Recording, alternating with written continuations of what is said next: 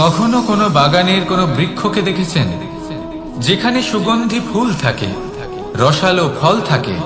তখন মন প্রফুল্ল হয়ে ওঠে, মন থেকে সেই বৃক্ষের প্রতি ভালোবাসা জন্মায়। কিন্তু যিনি বাগানের মালিক, শুধুমাত্র তিনিই জানেন যে কিভাবে এই বৃক্ষকে আগলে রাখতে হয়, কিভাবে তার পরিচর্যা করলে এতে সুন্দর সুগন্ধি ফুল হবে, রসালো ফল হবে। কখনো কখনো প্রয়োজনের থেকে বেশি রোদ পেলে এই বৃক্ষগুলি শুকিয়ে যায়, প্রয়োজনের থেকে কম রোদ পেলেও এই বৃক্ষ কিন্তু শুকিয়ে যায়। প্রয়োজনের থেকে কম জল যদি পায়, এই বৃক্ষ শুকিয়ে যেতে পারে। প্রয়োজনের থেকে অতিরিক্ত জল যদি পায়, তখনও এই বৃক্ষের শিকড়গুলি নষ্ট হয়ে যেতে পারে। এবার এটাই কিন্তু আমাদের সংসারের সাথেও হয়। আমাদের সংসারের সকল প্রতিভাশালী ব্যক্তি, যেমন লেখক, বিচারক, প্রবক্তা, যোদ্ধা, এদের সবার ক্ষেত্রে এই কথাটাই প্রযোজ্য।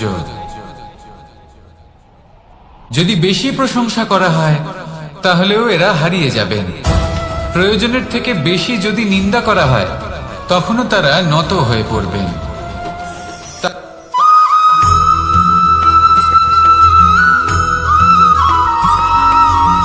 পঞ্চতত্ত্বের মধ্যে দ্বিতীয় তত্ত্ব হল ধরণী, ভূমি, যাকে আমরা ধরণী মাতা বলি। এই ধরণী ধৈর্য ধারণ করে, আর এর উপরেই আমাদের সমগ্র সংসার নির্ভরশীল। কারণ এই ভূমি সহ্য ক্ষমতা রাখে, এর সহ্য ক্ষমতা হলো অপরিসীম।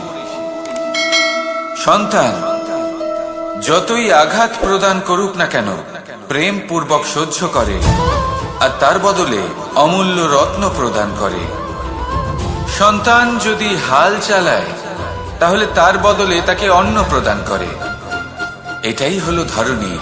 এবার এর থেকে আমরা কি শিক্ষা পেতে পারি? এটাই যে কারোর জন্য কিছু করা বা কাউকে কিছু দেওয়া মনে কোনো কামনা ছাড়াই। আর এই কথাটা বুঝে যান, যদি কারোর জন্য কামনা না রেখে বা কোনো পাওয়ার আশা না রেখে কারোর জন্য কিছু করেন বা কারোকে কিছু দেন, যদি এটা আপনি শিখতে পারেন, তবে আপনি ভালোবাসতে শিখে গেছেন। আর সেই জন্যই এই ধরিত্রীকে মাতা বলা হয়। কারণ মাতা শুধু উনি নন যিনি গর্ভে সন্তানকে ধারণ করেন, মাতা তো উনিও যিনি জীবন বাঁচতে শেখান, যিনি জীবন বাঁচার উদাহরণ প্রদান করেন। তাহলে ধরণীর থেকে এই নিঃস্বার্থ ভাব শিখুন, নিঃস্বার্থ ভালোবাসা শিখুন, আর এই ভালোবাসার সাথেই বলুন রাধা রাধা।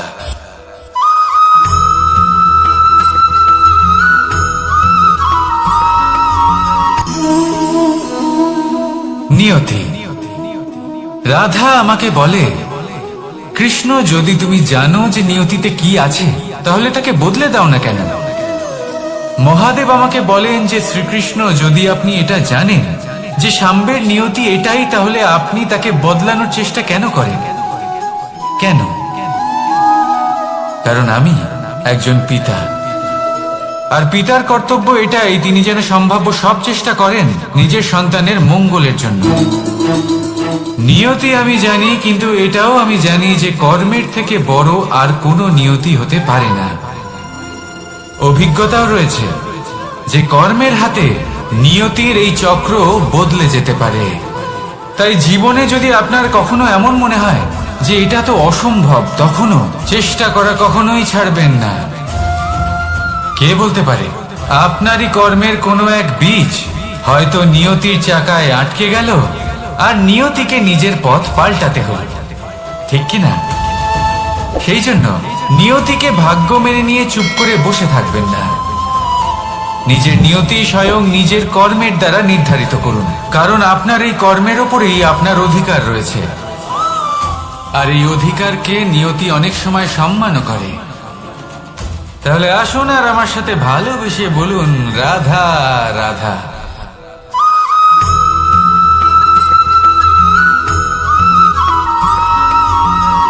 মানুষ ভাবেন যে ধন অর্জন করা হলো অত্যন্ত গুরুত্বপূর্ণ। তিনি আজীবন ধন অর্জন করতে থাকেন, ধন অর্জন করার চেষ্টা করতে থাকেন, সে যাই হয়ে যাক না কেন পরিশ্রম করতে থাকেন। স্বাস্থ্যের দিকে নজর দেন না, না উচিত সময় খাবার খান, না উচিত সময় ঘুমোতে যান, না পর্যাপ্ত সময় পর্যন্ত ঘুমন, কিছুই না। ধন অর্জন করতেই থাকেন, করতেই থাকেন। আর কিছু সময় পরে যখন তিনি অসংখ্য ধন লাভ করে ফেলেন, তখন তার সাথে ওনার শরীরে অনেক রোগ বাসা বাঁধে। এইসব রোগের উপচার করতে করতে সেই সমস্ত ধন যা উনি অর্জন করেছেন তা তিনি ব্যয় করে ফেলেন। শেষ পর্যন্ত কি হয়? আমরা যেভাবে এসেছি ঠিক সেইভাবেই ফিরে যাই, ধন এখানেই থেকে যায়। দেখুন, একটা অত্যন্ত গুরুত্বপূর্ণ কথা রয়েছে যে আপনার বোঝা উচিত। এই যে ধন, তার ব্যবহার করুন জীবনকে আরো ভালো করে তোলার জন্য। ধনের সদ্ব্যবহার করা উচিত, এমন যেন না হয় এই ধন আপনাকে ভোগ করে ফেলে। এই জীবনকে নিশ্চিত রূপে আরো শ্রেষ্ঠ করে তুলুন। কিন্তু এই ধন অর্জন করার এই প্রক্রিয়াতে নিজের সারা জীবনকে নষ্ট করে ফেলবেন না। এই জীবন উপভোগ করতে শিখুন, আর আমার সাথে ভালোবেসে বলুন, রাধা রাধা।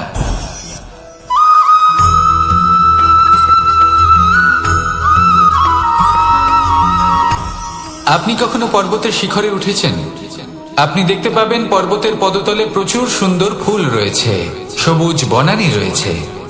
যত আপনি উপরে উঠতে থাকবেন তত ফুল কমতে থাকবে, সবুজ বনানী কমতে থাকবে। আরো কিছুটা উপরে উঠলে কাঁটা জাতীয় গাছ দেখতে পাবেন, শুকনো গাছ দেখতে পাবেন। আরো যদি উপরে ওঠেন তাহলে পাষাণ দেখতে পাবেন। আরো উপরে উঠলে হিমখণ্ড দেখতে পাবেন। এই যে পর্বত, তা মনুষ্য জীবনের সব থেকে উত্তম উদাহরণ। মানুষ যখন সাফল্যের শিখরে পৌঁছতে চান, মহানুভবতার শিখরে পৌঁছতে চান, পথে যত আস্তে আস্তে উপরে উঠতে থাকেন ততই ভৌতিক বস্তু তার থেকে বিচ্ছিন্ন হতে থাকে। যদি তিনি সেই ভৌতিক বস্তুগুলি ত্যাগ না করতে পারেন তাহলে কখনোই সেই স্থানে পৌঁছতে পারবেন না। আর মানুষ যদি উচিত ত্যাগ করতে পারেন, পথে অগ্রসর হতে থাকেন, এগোতে থাকেন, তাহলে একদিন না একদিন তিনি মহানুভবতার, জ্ঞানের, সাফল্যের হিমের স্বাদ অবশ্যই লাভ করবেন। মনে রাখবেন, মানব জীবনের ত্যাগ হলো অত্যন্ত গুরুত্বপূর্ণ অংশ। আসুন আমার সাথে ভালোবেসে বলুন, রাধা রাধা।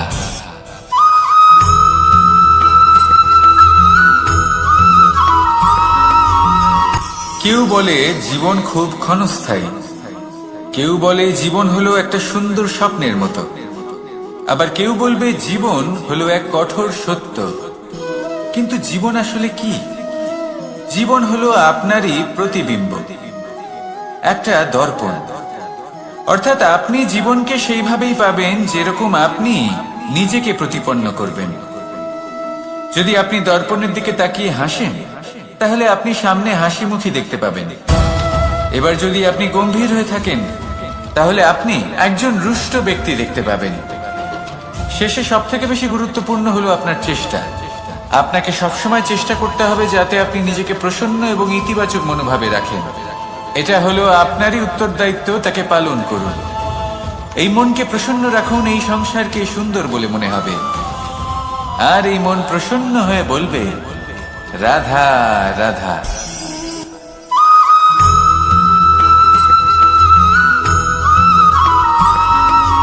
আমাদের শরীর প্রকৃতির সর্বশ্রেষ্ঠ রচনা। যে অঙ্গ প্রত্যঙ্গ আমরা লাভ করেছি প্রত্যেকটির মধ্যে একটি নিজস্ব বার্তা রয়েছে। একটু ভেবে দেখুন, দুটি চোখ দিয়েছে দেখার জন্য, দুটি কান দিয়েছে শোনার জন্য, নাসিকাও আছে দুটি, দুটি হাত দিয়েছে দ্বিগুণ পরিশ্রম করার জন্য। কিন্তু জীব শুধুমাত্র একটি, তার উপরেও তীক্ষ্ণ বলিষ্ঠ দাঁত দিয়েছে তার রক্ষার জন্য। কখনো ভেবে দেখেছেন কেন?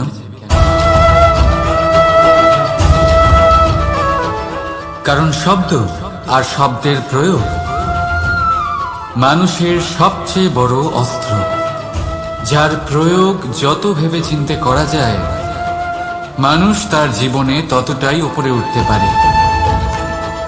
তাহলে মনে রাখুন, দেখুন, শুনুন আর বুঝুন বেশি, বলুন কম। রাধা রাধা।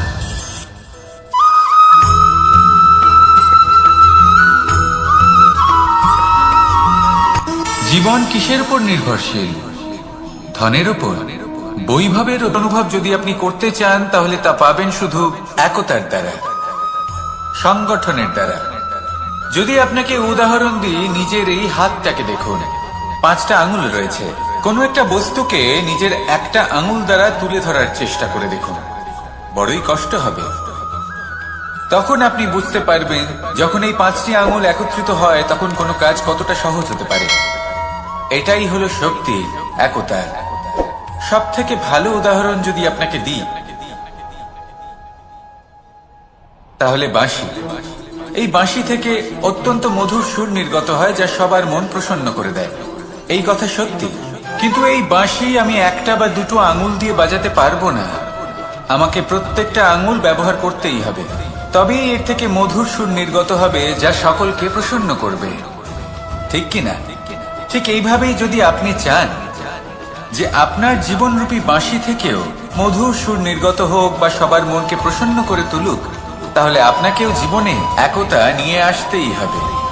আপনি একাও কর্ম করতে পারেন, পথ চলতেও পারেন, সামনেও এগোতে পারেন, সাফল্যও লাভ করতে পারেন। কিন্তু যখন সকলে একসাথে এগোবেন, সেই পথে চলবেন, সেই কর্মই করবেন, তখন লক্ষ্যে অবশ্যই পৌঁছবেন, সাফল্য অবশ্যই লাভ করবেন। কিন্তু সেই সাফল্য এবং তার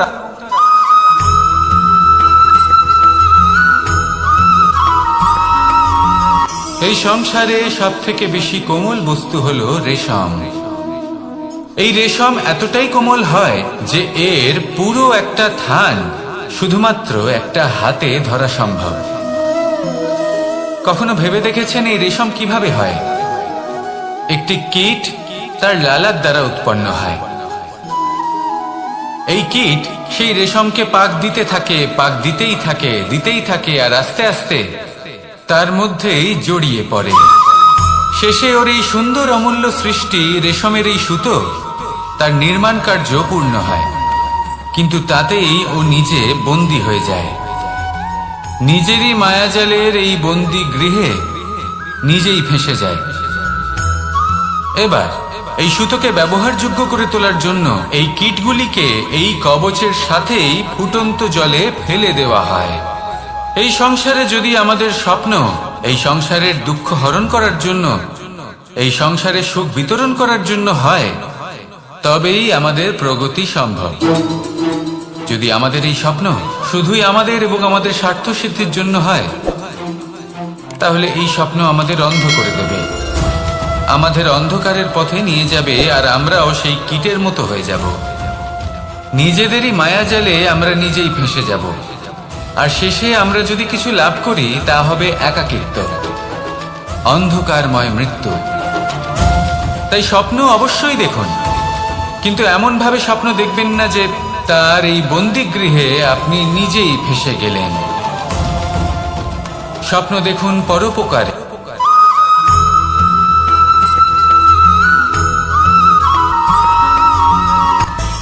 মানুষের মধ্যে একটা বিচিত্র প্রবৃত্তি থাকে, অন্য সকলের বিষয়ে, তাদের জীবনের বিষয়ে, তাদের ব্যক্তিত্বের বিষয়ে, তাদের ভবিষ্যতের বিষয়ে অনুমান করা। এটা হলো অনুচিত। কারোর অতীতকালকে দেখে লোকে ভবিষ্যৎ বলে দিতে পারেন, বর্তমানকে দেখে ভবিষ্যতের বিষয়ে অনুমান করে ফেলেন। উদাহরণ দিতে হলে বলবো, কোনো দাসকে দেখুন, ওকে দেখে লোকে বলে যে ওর ভবিষ্যৎ সেটাই হতে পারে, অনুমান করে ফেলেন। আর এই রাজাকে দেখুন, উনি তো কত সুখী হবেন, উনি তো জগতের সব থেকে অধিক সুখী মানুষ, কত সুখ সুবিধা আছে ওনার কাছে, ধারণা করে ফেলেন। তবে সত্য তো এটাই যে কারোর ব্যক্তিত্বের বিষয়ে, তাদের ভবিষ্যতের বিষয়ে আপনি পূর্ণ সত্য কখনোই বলতে পারবেন না, শুধু অনুমান করতে পারবেন। আর এই অনুমান করে সত্যি কোনো লাভ হয় না, কারণ এই কাল সেটা হলো অত্যন্ত শক্তিশালী। কালো থেকে কালোতর কয়লাকেও হিরেতে পরিণত করতে পারে। অনেক বড় বড় রাজাকেও বিদূষক বানিয়ে ফেলতে পারে এক মুহূর্তেই। তাহলে আপনি অনুমান করে কি লাভ? কি পেলেন অনুমান করে? সেই জন্য কারোর বিষয়ে কোনো অনুমান করবেন না, তার ভবিষ্যতের বিষয়ে অনুমান করতে যাবেন না, কারোর বিষয়ে কোনো ধারণা করে নেবেন না। কিছু করতে হলে ভালোবাসুন, সবার মধ্যে ভালোবাসা ছড়ান, সবার মধ্যে ধন্যাত্মক ভাব ছড়ান। এই মন প্রসন্ন হয়ে বলবে, রাধা রাধা।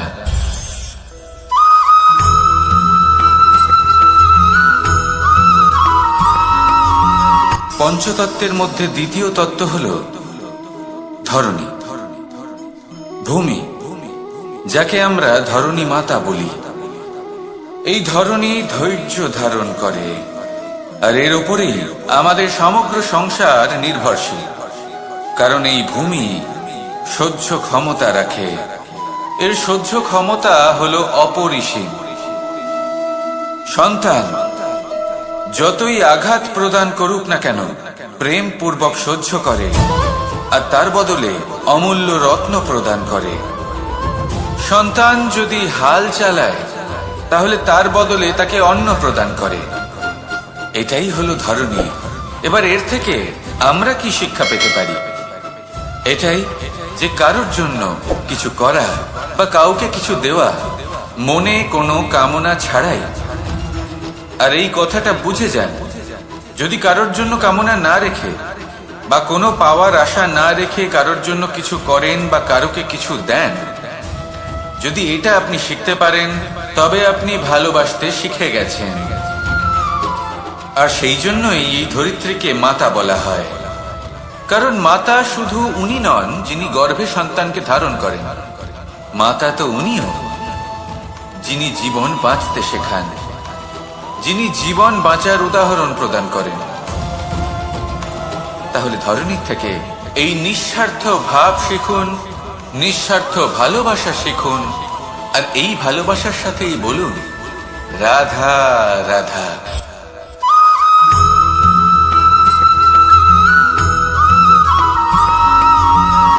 সংসারে আমাদের জীবনে যখন কোনো সুখ বা দুঃখ আসে, তার জন্য আমরা কাউকে না কাউকে অবশ্যই দায়ী করে থাকি, তাই না? এই ব্যক্তি আমাদের সাথে এরকম কাজ করেছেন, তাই আমার সাথে এমন হলো। ওই ব্যক্তি যদি এমনটা না করতেন, তাহলে আজ আমি ওই স্থানে পৌঁছতে পারতাম। সবই আপনার দৃষ্টিভঙ্গির ওপর নির্ভরশীল। আর যদি আপনার দৃষ্টিভঙ্গি এমন হয়, তাহলে তা অনুচিত। সত্যি কথা বলতে, এই সংসারে ভিন্ন ভিন্ন ধরনের মানুষ আছে। এটা আপনার উপর নির্ভর করছে কিভাবে তাদের স্বাগত জানাবেন। একবার ভাবুন, আমি আমার দুটো হাত সামনে নিয়ে এলাম, দুটো মুঠো খুলে দিলাম। দুই প্রকারের মানুষ আসবেন, কিছু না কিছু দিয়ে যাবেন। এই মুঠো যদি আমি বন্ধ করে দিই, তাহলে না কেউ আমাকে কিছু দিতে পারবে, না আমার কিছু যাবে আসবে। নিশ্চয়ই বুঝতে পারছেন এই দুই ধরনের ব্যক্তি কারা এবং তারা কি দিয়ে যান। আমি যদি নিজের মুঠো খুলে দিই, তাহলে কিছু ভালো মানুষ আসবেন, আমাকে আনন্দ, সন্তুষ্টি, জ্ঞান প্রদান করে যাবেন, ভালো অভিজ্ঞতা দিয়ে যাবেন। কোনো খারাপ ব্যক্তি যদি আসেন, তাহলে তিনিও খারাপ অভিজ্ঞতা দেবেন, যার থেকে আমি শিক্ষা লাভ করব। এই সব কিছু আমি লাভ করতে পারি। মুঠো যদি বন্ধ করে রাখি, তাহলে আমি কিছুই পাবো না। দেখুন, এই সংসারে প্রত্যেকের জীবনে এরকম। প্রত্যেকের জীবনে সবকিছুই আছে, ভালো খারাপ দুই মানুষই আছে। ভালো অভিজ্ঞতা আছে, খারাপ অভিজ্ঞতা আছে। নির্ভর করছে আপনার উপর যে আপনি কি করবেন, এনাদের স্বাগত কিভাবে জানাবেন, কার থেকে কি বুঝবেন, কি শিখতে পারবেন, আর কোন দৃষ্টিভঙ্গি নিয়ে অগ্রসর হবেন। এটাই নির্ধারণ করবে যে আপনার জীবন কেমন হবে। আসুন আমার সাথে ভালোবেসে বলুন, রাধা রাধা।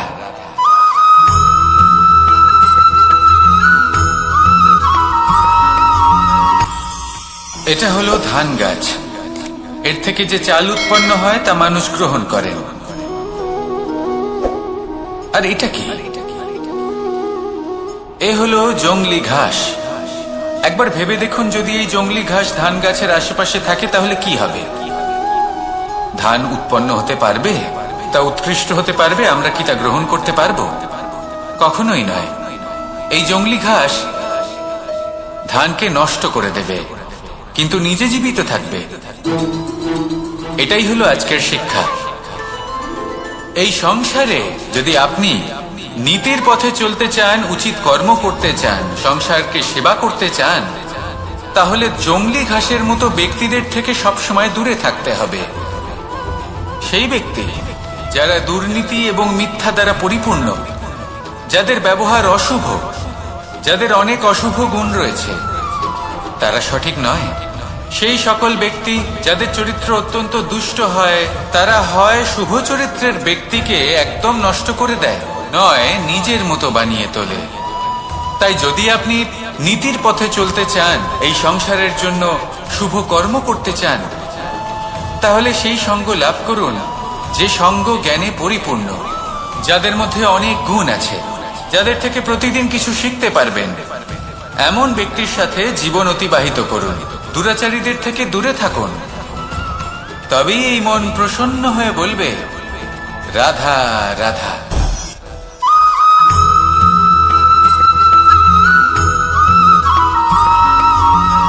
মানুষের মানসিকতা এমন হয় যে সে যতটা করে আশা করে যে তার থেকে অনেক বেশি তার বদলে সে পাবে। দেখুন, সবকিছুই আপনার ভাবনা চিন্তার উপর নির্ভর করছে। আপনি যদি ফলের বিষয়ে ভেবে কর্ম করতে থাকেন, তাহলে সেটা অনুচিত। জীবনের আসল আনন্দ হলো নিজের কর্ম করতে থাকা, ফলের চিন্তা করা উচিত নয়। যদি আপনি এরকম ভাবেন যে আমি এতটা করছি, আমার এতটা পাওয়া উচিত, সেই ভাবনা অনুচিত। যদি আপনি সেবার মানসিকতা নিয়ে কর্ম করতে থাকেন, কর্মচক্রের প্রবাহিত হন, যদি আপনি এমন ভাবনা রাখেন যে আমি এতটা পাচ্ছি, তাই এর থেকে অনেক বেশি আমি কর্ম করব, তাহলে নিশ্চিত রূপে আপনি যতটা করছেন তার থেকে অনেক বেশি আপনি পাবেন। আপনার আশার থেকে অনেক বেশি আপনি পাবেন। শুধু জীবনে অনেক বেশি কাজ করতে থাকুন, ফলের চিন্তা করবেন না। আর মনে রাখবেন, এই ভাবনাই সব থেকে বড় বীজ। কর্মের উপর বিশ্বাস রাখুন। জীবনে যা যা আপনি চান সবই সুখময় হবে। আসুন আর আমার সাথে ভালোবেসে বলুন, রাধা রাধা।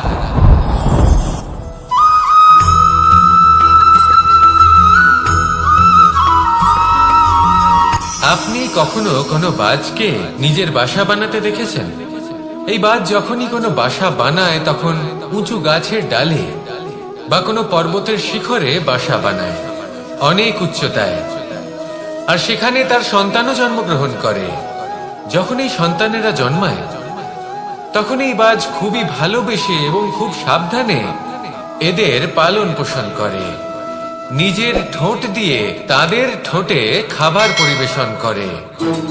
কিন্তু যেই সেই সন্তানেরা হৃষ্টপুষ্ট হয়ে যায় এবং সেই কথা বাজ নিজে বুঝতে পেরে যায়, সেই বাজ নিজেই সেই বাসা ছিন্ন ভিন্ন করে দেয়।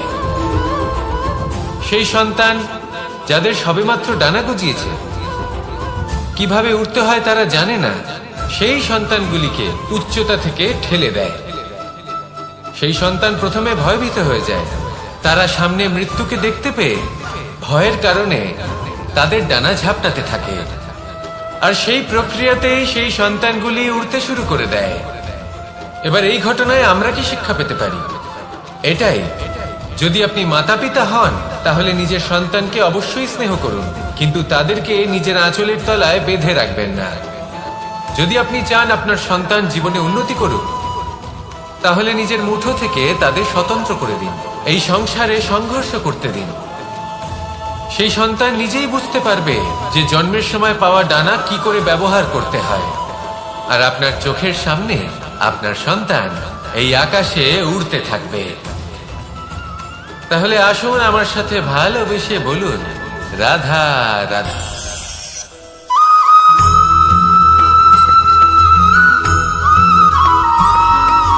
বসন্ত ঋতু, এই সময় মন আনন্দে ভরে থাকে। এমন মনে হয় যেন আমরা আকাশে বিচরণ করতে চলে যাই, কিন্তু সেটা তো সম্ভব নয়। সেই জন্য হয়তো আমরা ঘুড়ি ওড়াই, এই ঘুড়িকে নিজেদের প্রতিরূপ মনে করে। এবার অনেক মানুষ আছেন যারা ঘুড়ি ওড়ান, কিন্তু এই কর্মের সারমর্ম কি সেটা কজন বুঝতে পারেন? আপনি এটা মনে করুন যে আপনি হলেন সেই ঘুড়ি। আর এই সুতো যিনি ধরে রয়েছেন তিনি হলেন পরমাত্মা। আর এই সুতো যেখান থেকে শুরু হয় সেই লাটাই হলো আমাদের কর্মচক্র। এবার আপনি নিজেই অনুমান করুন যে এই উড়ান কার ওপর নির্ভরশীল, পরমাত্মার ওপর আর আপনার কর্মের ওপর। যদি পরমাত্মা আপনার হাত ধরে থাকেন, আপনার সাথে থাকেন, যদি আপনি শুভ কর্ম করতে থাকেন, আপনি এই আকাশে উড়তে থাকবেন। কিন্তু কোথাও কোথাও যদি পরমাত্মার সাথে এই বন্ধন ছিন্ন হয়, আপনার কর্মচক্র খারাপ হয়ে যায় বা থেমে যায়, তাহলে আপনার এই ঘুড়ি কেটে যাবে আর দূরে কোনো গাছের ডালে গিয়ে আটকে যাবে। তাই শুধুমাত্র ঘুড়ি ওড়াবেন না, তার থেকে শিখুন, পরমাত্মার সাহচর্যে থাকুন, সবসময় শুভ কর্ম করতে থাকুন আর সবসময় এই আকাশে উড়তে থাকুন। আসুন আর আমার সাথে ভালোবেসে বলুন, রাধা।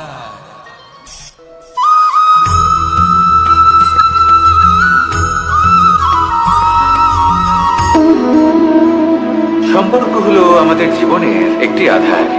কিছু সম্পর্ক এমন যে আমরা জন্মসূত্রে লাভ করি, যেমন পরিবার, মা, বাবা। কিছু সম্পর্ক আছে যে আমরা জীবনে অর্জন করে থাকি, তা সে প্রেমের হোক, স্নেহের হোক বা বন্ধুত্বের।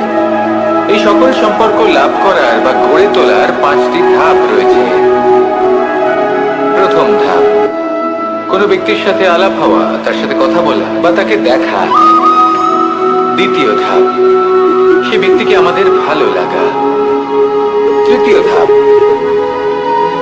আমাদের এটা চাইতে শুরু করা যে জীবনে এই ব্যক্তি যেন আমাদের বন্ধু হন, আমাদের জীবনে থাকেন, বা আমাদের কাউকে ভালোবেসে ফেলা আর এটা আমাদের ভাবা বা চাওয়া যে সেই ব্যক্তি যেন আজীবন আমার সাথে থাকেন, আমার জীবনে আমার সাথী হয়ে। চতুর্থ ধাপ, লাভ করা। এবার এই ধাপটি অনেক মানুষের পক্ষেই খুবই সরল হয়, বড়ই সরল ভাবে নিজেদের সঙ্গীকে লাভ করে থাকেন। কিছু মানুষের জন্য এই ধাপ অত্যন্ত কঠিন হয়ে থাকে। অনেক প্রতিকূল পরিস্থিতির উপর জয়লাভ করে তারা সঙ্গীকে লাভ করেন, কিন্তু লাভ অবশ্যই করেন। এরপরে আসে পঞ্চম, অন্তিম এবং সব থেকে গুরুত্বপূর্ণ ধাপ। সেটা হলো সেই সম্পর্ক পালন করা। এটা হলো এমন এক বিষয় যা প্রত্যেক মানুষের শেখা উচিত। যদি ব্যক্তি নিজের জীবনে সম্পর্ক রক্ষা করতে শিখে যান, তবে প্রত্যেক সম্পর্ক তার জীবনকে স্বর্গ করে তুলবে। আসুন আর আমার সাথে ভালোবেসে বলুন, রাধা রাধা।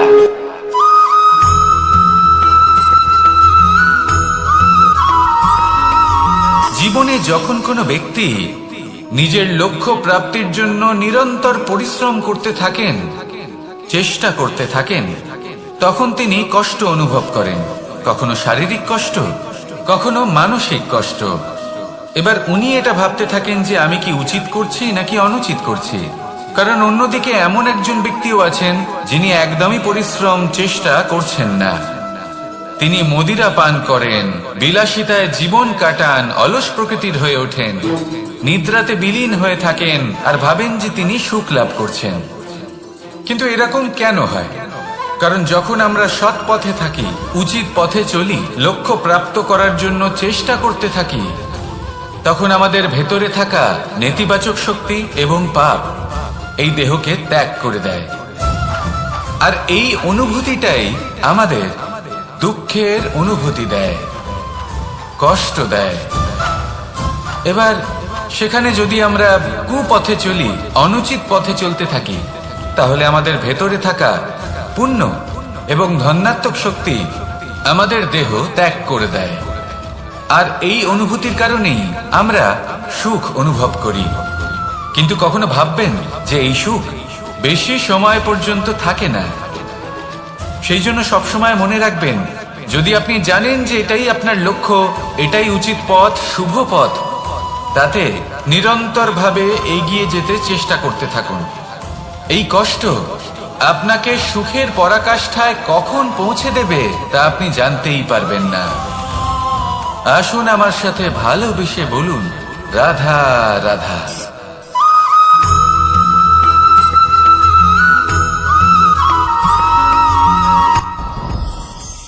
সাথী। সাথী এই শব্দটির ব্যাখ্যা কে কিভাবে করে?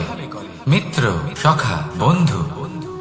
কিন্তু অর্থ একটাই, তিনি যিনি আপনার সঙ্গী হন আর তিনি যার সাথী আপনি হন। এবার সব থেকে বড় প্রশ্ন হলো এটাই যে তিনি কে হতে পারেন যাকে আপনি আপনার সাথী বলে মেনে নিতে পারেন, নিজের সখা, নিজের মিত্র, নিজের বন্ধু মেনে নিতে পারেন। আপনার সাথী হলেন তিনি যিনি দুঃখের সময় আপনার পাশে থাকবেন, আপনার হাত ধরে থাকবেন। আপনার সাথী হলেন তিনি যার হাত আপনি নিজের সুখের দিনে ধরে থাকবেন। সেই সাথীরই হাত ধরুন যিনি দুঃখে সবসময় আপনাকে সাহায্য করার জন্য তৎপর হয়ে থাকেন, আপনার পাশে থাকেন, আর যাকে সুখের দিনে আপনি আপনার সাথে রাখতে পারেন। আর যখন আপনার সাথে আপনার এই সাথী থাকবে তখন আপনি এটা বুঝবেন যে যখন জীবনে দুঃখ আসে তখন এই দুঃখ কমে যায়, সবার মধ্যে ভাগ হয়ে যায়। আর যদি তখন সুখ আসে তাহলে সেটা সবার উপস্থিতিতে আরো বেড়ে যায়। এটাই হলো প্রেম, এটাই হলো ভালোবাসা, এটাই হলো সঙ্গ। যেমন সম্পর্ক আমার আর রাধার মাঝে। তাহলে আসুন আর আমার সাথে ভালোবেসে বলুন, রাধা রাধা।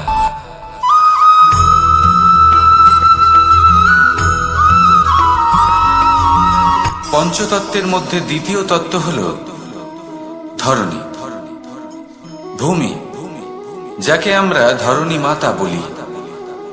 এই ধরণী ধৈর্য ধারণ করে, আর এর উপরেই আমাদের সমগ্র সংসার নির্ভরশীল। কারণ এই ভূমি সহ্য ক্ষমতা রাখে, এর সহ্য ক্ষমতা হলো অপরিসীম। সন্তান যতই আঘাত প্রদান করুক না কেন প্রেম পূর্বক সহ্য করে, আর তার বদলে অমূল্য রত্ন প্রদান করে। সন্তান যদি হাল চালায় তাহলে তার বদলে তাকে অন্ন প্রদান করে। এটাই হলো ধরণী। এবার এর থেকে আমরা কি শিক্ষা পেতে পারি? এটাই যে কারোর জন্য কিছু করা বা কাউকে কিছু দেওয়া মনে কোনো কামনা ছাড়াই। আর এই কথাটা বুঝে যান, যদি কারোর জন্য কামনা না রেখে বা কোনো পাওয়ার আশা না রেখে কারোর জন্য কিছু করেন বা কারোকে কিছু দেন, যদি এটা আপনি শিখতে পারেন তবে আপনি ভালোবাসতে শিখে গেছেন। আর সেই জন্যই এই ধরিত্রীকে মাতা বলা হয়।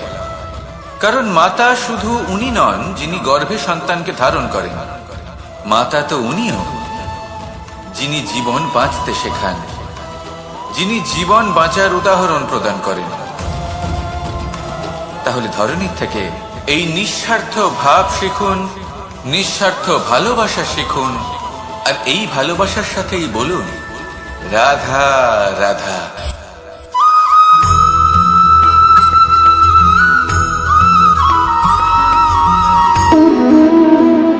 সম্পর্ক হলো আমাদের জীবনের একটি আধার। কিছু সম্পর্ক এমন যা আমরা জন্মসূত্রে লাভ করি, যেমন পরিবার, মা, বাবা। কিছু সম্পর্ক আছে যে আমরা জীবনে অর্জন করে থাকি, তা সে প্রেমের হোক, স্নেহের হোক বা বন্ধুত্বের। এই সকল সম্পর্ক লাভ করার বা গড়ে তোলার 5টি ধাপ রয়েছে। প্রথম ধাপ, কোনো ব্যক্তির সাথে আলাপ হওয়া, তার সাথে কথা বলা বা তাকে দেখা। দ্বিতীয় ধাপ, সে ব্যক্তিকে আমাদের ভালো লাগা। তৃতীয় ধাপ, আমাদের এটা চাইতে শুরু করা যে জীবনে এই ব্যক্তি যেন আমাদের বন্ধু হন, আমাদের জীবনে থাকেন, বা আমাদের কাউকে ভালোবেসে ফেলা। আর এটা আমাদের ভাবা বা চাওয়া যে সেই ব্যক্তি যেন আজীবন আমার সাথে থাকেন, আমার জীবনে আমার সাথী হয়ে। চতুর্থ ধাপ, লাভ করা। এবার এই ধাপটি অনেক মানুষের পক্ষেই খুবই সরল হয়, বড়ই সরল ভাবে নিজেদের সঙ্গীকে লাভ করে থাকে। কিছু মানুষের জন্য এই ধাপ অত্যন্ত কঠিন হয়ে থাকে। অনেক প্রতিকূল পরিস্থিতির উপর জয়লাভ করে তারা সঙ্গীকে লাভ করেন, কিন্তু লাভ অবশ্যই করেন। এরপরে আসে পঞ্চম, অন্তিম এবং সব থেকে গুরুত্বপূর্ণ ধাপ। সেটা হলো সেই সম্পর্ক পালন করা। এটা হলো এমন এক বিষয় যা প্রত্যেক মানুষের শেখা উচিত। যদি ব্যক্তি নিজের জীবনে সম্পর্ক রক্ষা করতে শিখে যায় প্রত্যেক সম্পর্ক তার জীবনকে স্বর্গ করে তুলবে। আসুন আর আমার সাথে ভালোবেসে বলুন, রাধা রাধা।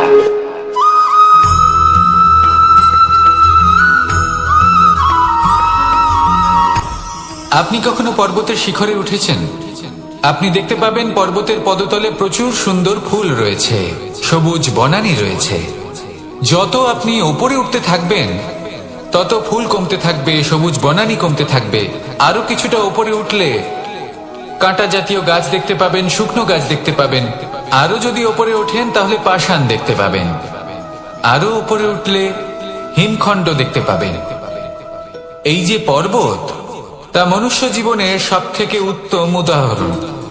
মানুষ যখন সাফল্যের শিখরে পৌঁছতে চান, মহানুভবতার শিখরে পৌঁছতে চান, পথে যত আস্তে আস্তে উপরে উঠতে থাকেন ততই ভৌতিক বস্তু তার থেকে বিচ্ছিন্ন হতে থাকে। যদি তিনি সেই ভৌতিক বস্তুগুলি ত্যাগ না করতে পারেন তাহলে কখনোই সেই স্থানে পৌঁছতে পারবেন না। আর মানুষ যদি উচিত ত্যাগ করতে পারেন, পথে অগ্রসর হতে থাকেন, এগোতে থাকেন, তাহলে একদিন না একদিন তিনি মহানুভবতার, জ্ঞানের, সাফল্যের হিমের স্বাদ অবশ্যই লাভ করবেন।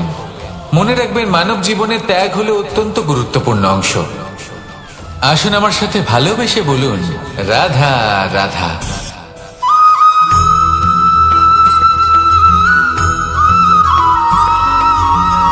মানুষের মানসিকতা এমন হয় যে সে যতটা করে আশা করে যে তার থেকে অনেক বেশি তার বদলে সে পাবে। দেখুন, সবকিছুই আপনার ভাবনা চিন্তার উপর নির্ভর করছে। আপনি যদি ফলের বিষয়ে ভেবে কর্ম করতে থাকেন তাহলে সেটা অনুচিত। জীবনের আসল আনন্দ হলো নিজের কর্ম করতে থাকা, ফলের চিন্তা করা উচিত নয়। যদি আপনি এরকম ভাবেন যে আমি এতটা করছি, আমার এতটা পাওয়া উচিত, সেই ভাবনা অনুচিত। যদি আপনি সেবার মানসিকতা নিয়ে কর্ম করতে থাকেন, কর্মচক্রে প্রবাহিত হন, যদি আপনি এমন ভাবনা রাখেন যে আমি এতটা পাচ্ছি তাই এর থেকে অনেক বেশি আমি কর্ম করব, তাহলে নিশ্চিত রূপে আপনি যতটা করছেন তার থেকে অনেক বেশি আপনি পাবেন। আপনার আশার থেকে অনেক বেশি আপনি পাবেন। শুধু জীবনে অনেক বেশি কাজ করতে থাকুন, ফলের চিন্তা করবেন না। আর মনে রাখবেন, এই ভাবনাই সব থেকে বড় বীজ। কর্মের উপর বিশ্বাস রাখুন। জীবনে যা যা আপনি চান সবই সুখময় হবে। আসুন আর আমার সাথে ভালোবেসে বলুন, রাধা রাধা।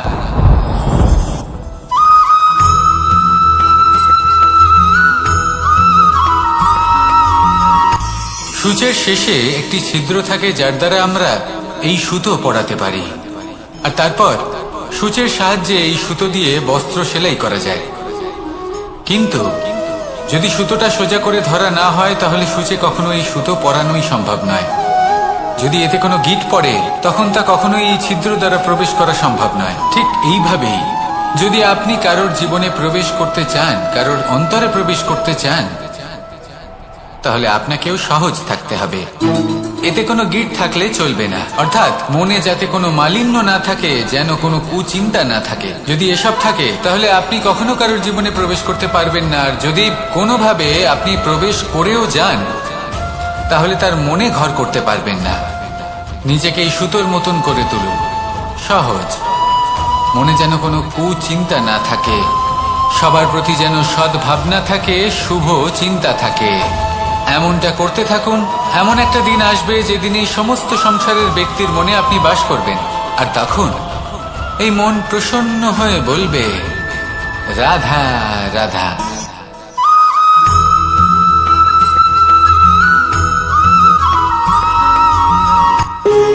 যখন মানুষের মৃত্যু হয় তখন কি হয়? অনেক সংখ্যক মানুষ শোক পালন করতে চলে আসেন। যে ব্যক্তি মৃত্যু লাভ করেছেন তার অনেক বস্তু থাকে যেগুলো তার প্রিয়, যেগুলো তিনি ব্যবহার করেছেন। তার শয্যা, তার বস্ত্র, তার আভূষণ সবকিছু তার থেকে বিচ্ছিন্ন করা হয় এবং খালি হাতে তাকে শ্মশানের উদ্দেশ্যে রওনা করা হয়। আমি আপনাকে এই প্রশ্ন করতে চাই, আপনি এই সংসারে কি অর্জন করেছেন? ধন সম্পত্তি, বস্ত্র, আভূষণ, এই সবকিছু যে আপনি অর্জন করেছেন